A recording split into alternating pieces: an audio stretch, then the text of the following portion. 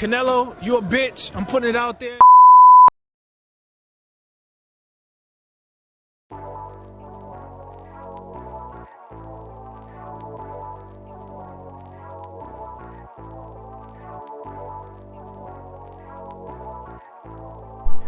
What I do, YouTube? It's your boy King David in this thing, and I'm back at y'all again with another video. So before I get going on this video, I'm gonna need y'all to go on ahead and hit that like button. And if you're new here, be sure to subscribe one time for your boy so we can continue to grow like we need to grow on this thing.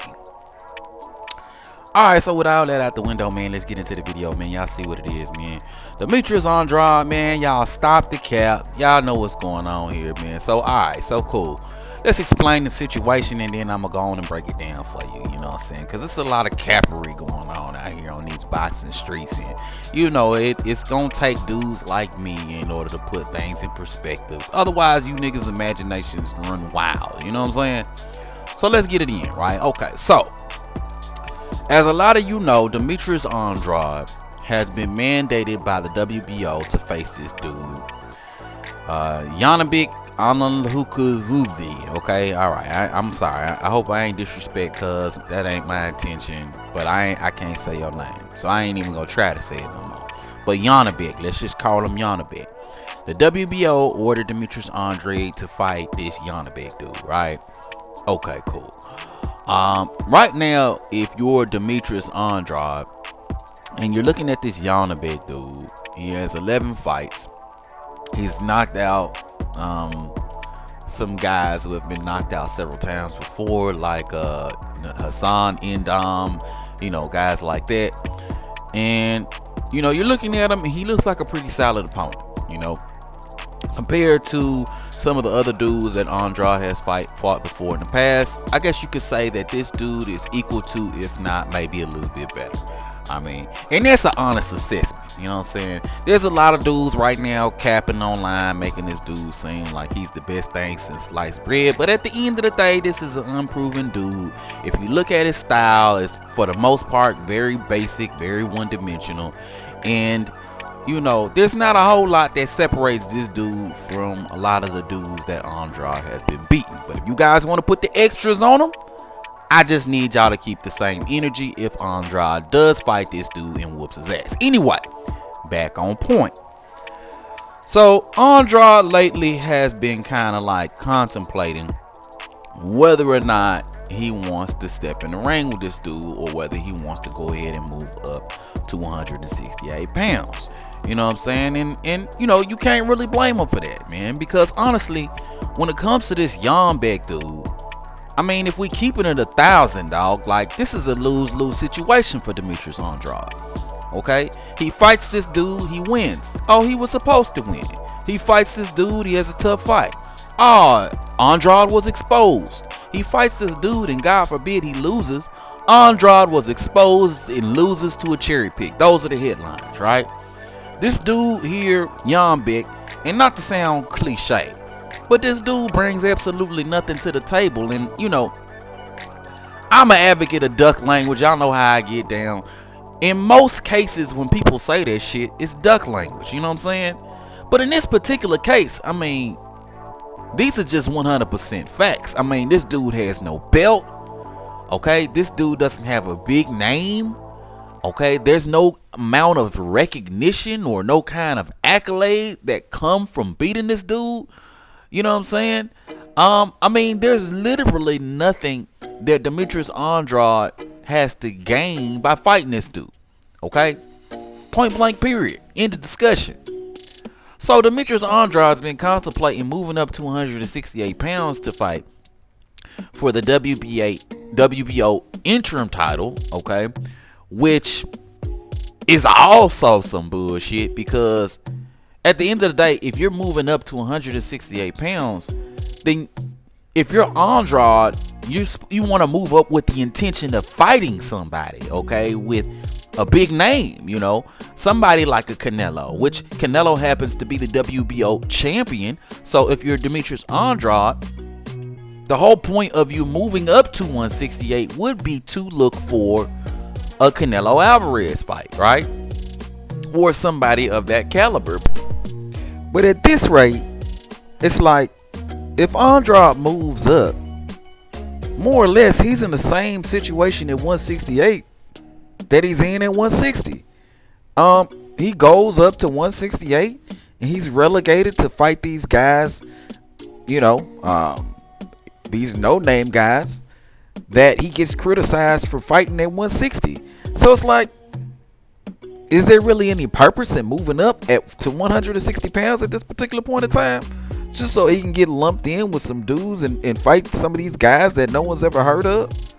I mean, a lot of people throw around David Benavidez as far as a potential opponent, but let's not forget that David Benavidez is with the PBC, and we see how things have been going with the PBC. How guys don't want to fight guys and things like that. It's crazy over there. I mean, I got a lot of respect for David Benavidez, but at the end of the day, if Al Heyman don't want him in the ring with Andrade, the fight ain't happening. You know what I mean? And then you have Caleb Plant also in there with the PBC. So what are the chances of him getting a fight with a Caleb Plant or a David Benavidez? Very low at this particular point. You know what I'm saying? And then you got Billy Joe Saunders, which, I mean, I don't know, is he even still fighting? He might have retired after he caught that ass whooping by Canelo Alvarez. And then you have Canelo Alvarez, a champion who we know will do everything in his power to not fight a guy like a Demetrius Andrade. So it's like 168, I mean, it's the same thing as 160 at the end of the day. You know, you got some of these other guys, maybe you got David Morrell or some of these other guys, but David Morrell, I mean, that's the same kind of situation he's going through with this guy JANIBEK here at 160 pounds. So what's the real purpose in Andrade moving up to 168 pounds? I want to know. I want to know, people. I mean, you know, I know a lot of dudes right now, a lot of like haters and fanboys, Canelo fanboys preferably, a lot of them are pulling for Andrade to fight this JANIBEK dude because they think that JANIBEK could potentially beat Andrade, and if JANIBEK beats Andrade, then that means that nobody can confront Canelo about an Andrade fight anymore because he lost to this JANIBEK dude. You know what I mean? You know, that's really what a lot of these dudes are praying for. They want Andrade to lose so they could say, oh, look, Andrade lost, so now Canelo doesn't have to fight him. He just lost. You know what I'm saying? That's what they want. Oh, Andrade lost, so Triple G doesn't have to fight Andrade because he lost. That's what a lot of these dudes want. I mean, we know what time it is at the end of the day. We know exactly what time it is. You know? But it's a lot of capping going on, man. Again, at 168, I mean, what are the moves at 168? All these guys over with the PBC, which we see what's going on with Jamal Charlo. We can't get Jamal Charlo in the ring for shit. We can't get Landy Lara in the ring for shit. So we're going to go up to 168 to fight for an interim belt, in which case where Canelo's the actual champion, and we know that Canelo more than likely is going to hold on to that belt as long as he possibly can without being stripped by the WBO. So now Andrade's going to move up to 168. Pick up an interim belt, sit on the shelf for a year waiting for Canelo to vacate the belt, and then when Canelo vacates the belt, now you got Andrade in the same situation he's in at 160. You know what I'm saying? Same situation he was in at 160, he's in at 168. And then you got the guys at PBC, Caleb Plant, David Benavidez. You got these guys playing keep away like they do at 160. So it's like, you know, no matter what Andrade does, you know, at this particular point in time, you know, people aren't gonna be happy. You know what I'm saying? Which is why I feel like Andrade should keep doing what he's been doing. He should do whatever he feels like fucking doing, and not even worry about the fucking fans. You know what I'm saying? Fight this JANIBEK dude, beat him the fuck up, and then go on a bum spree, terrorizing bums. You know what I'm saying? Terrorizing bums. Go on a bum tour. Fuck it. Fight these dudes. Fight these number 10 dudes or number 20 dudes, ranked dudes in the division, and stay active, man. Because at the end of the day, no matter what you do, no matter where you go, you know what I'm saying, you're gonna be in trouble. And then a lot of these dudes, they calling for Andrade. They want Andrade to go up to 175. So now you want him to move up 2 weight classes, fight Better Beeve or Bivol. You know what I'm saying? That's the move. That's what y'all want. You know what I'm saying? Now dude got to move up 2 weight classes. Come on, man. Y'all with the stop the cap, man. All of it is cap. Stop the cap, man. At the end of the day, man. You know what I'm saying? You know, And another thing, it's real crazy how these sanctioning bodies pick and choose who they want to enforce mandatories and all this shit on. You know what I'm saying? If I'm not mistaken, I'm pretty sure Andrade just fought a mandatory not too long ago. Wasn't Liam Williams like a mandatory? Like, correct me if I'm wrong. I could be wrong. But wasn't that nigga a mandatory? How is it that Andrade, after fighting Liam Williams this year, now has to fight this JANIBEK dude as a mandatory, and he's literally backed into a corner with this dude, a dude who has 11 fights. You know what I'm saying? You know, so I just find this whole situation just ridiculous and just bullshit to begin with. But it's like, nevertheless, all the political fuck shit aside, right? You're Demetrius Andrade, you're put in this lose-lose situation, but on top of that, you got all these boxing fans in and or around the community doing all this goddamn capping. You know what I'm saying? I mean, on one subsection of the community, you got niggas talking about how good this JANIBEK dude is and how Andrade is quote-unquote scared of this dude, like he wants to duck him or some shit. And then you got another subsection of the community that keeps saying the same thing. Andrade's fighting nobody. Andrade's fighting nobody. And it's like, man, what the hell you want this man to do? What you want this man to do? You got one section of the community talking about this beefing up this JANIBEK dude like he's the GOAT. You know what I'm saying? So when Andrade washes this dude, okay, when he washes his hands clean to this dude, all right, them dudes ain't gonna give him props. Them dudes are gonna disappear into the abyss. All right, and they gonna be calling for Andrade to fight the next up and coming dude. You know what I'm saying? They gonna be calling for Andrade to fight the next guy that nobody's ever heard of. That's another lose-lose situation for Andrade. They're gonna be calling for that fight next. And then you're gonna have the other subsection of the community who's gonna be like, Andrade ain't fought nobody. I never heard of this JANIBEK dude. How do we know he's good? How do we know he's this? How do we know he's that? It's like, come on, man. Stop the cap, y'all. Stop all this capping ass shit, man, at the end of the day, man. End of the day, man, if I'm Demetrius Andrade, I don't give a fuck about what none of y'all niggas is talking about, man, at the end of the day. Fuck all y'all. Because no matter what I do, y'all got a problem with it. I call for the biggest fights. I call for Canelo. I call for Triple G. I call for Jamal Charlo. You niggas act stupid.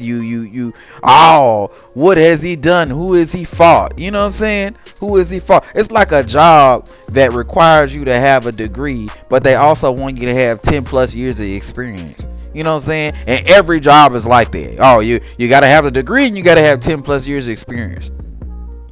Well, god damn it, how am I going to get the experience? You know what I'm saying? If somebody don't fucking hire me. And it's the same thing with Andrade. How is he supposed to quote unquote fight somebody if all these niggas out here are running from the goddamn fight? You niggas have a problem no matter what Andrade does. Which is why if I'm Demetrius Andrade, I'm like, fuck all y'all. I'm finna line up these goddamn bums. I'm gonna fight 6 times a year. I'm gonna stack pad my goddamn resume, okay? Like what Canelo's doing, fighting nobodies and shit like that. Alright, and I'm about to do my goddamn thing. And then I'm gonna ride off into the sunset when the time is all clear. I'm gonna go 40, 50, and 0. You know what I'm saying? And I'm gone. Fuck it. You know, I got the same undisputed record as Floyd Mayweather, and I'm out. You know what I'm saying? But don't nobody got time for you dudes constantly moving the goddamn goalposts, constantly calling, constantly having an issue no matter what the fuck a nigga does. A nigga call for Canelo and Triple G and all these other dudes, and you want to say who is he fought? I fight low-level opposition. You want to say, oh, he's fighting bums, but the other dudes don't want to fight him. I'm like, come on, man. Don't nobody got time for this shit, man. But yeah, man, y'all stop the motherfucking cap, man. But I'm gonna wrap the video up right here. If you're new to the channel, be sure to subscribe, man. Everybody, and I do mean everybody, make sure you hit that like button, man. But I'm gonna see y'all on the next one. Peace. A couple of times over the last couple of years. The last year, though, how frustrating has it been to you having the title, having a promoter with a big checkbook, and not being able to get those big fights? Listen, I wanted to go up to 168. The fight Billy Joe, Joe Cass Saunders, my next fight, and that's what I'm looking to do. Since Eddie does got that big book and that big bank, well, offer Billy Joe Saunders that check so I can whip his ass too. Billy Joe Saunders represent a new weight class for you and getting a world championship. Have you given up completely on the idea of fighting Jermall Charlo, another title holder at 160? Never, you know. Eddie Hearn said he sent the offer, he didn't get no response. If they want to send the offer this way, we will respond. What would your message to Charlo be after a fight like this? Let's get it on. Ah, baby! Like I said before, I haven't dodged anyone and everyone that they put in front of me. I just tend to do my job. I'm not a matchmaker or any of that, but of course, I heard the name before. He was supposed to fight my twin brother, and that didn't work through. But you know, one day, I guess, you know, when the terms get right, and we can work something out. Right here, question. Just so you know. Is the Demetrius Andrade guy you talking about? I thought you were not going to do that. You said yesterday in the interview. You see what I'm saying? Yeah, nah, congratulations, brother. It ain't even like that, man. You did what you had to do. I respect everybody that stepped into the ring. I'm not coming here being disrespectful. What I have to say is, when you think we can make that happen? Soon. I mean, soon as your team and you get, you know, your stuff together, you know, I don't know about, I'm not a matchmaker, bro. When it comes to time and it's time to fight, I'm not dodging nobody. I'm not dodging anybody. You're undefeated too, right? You know.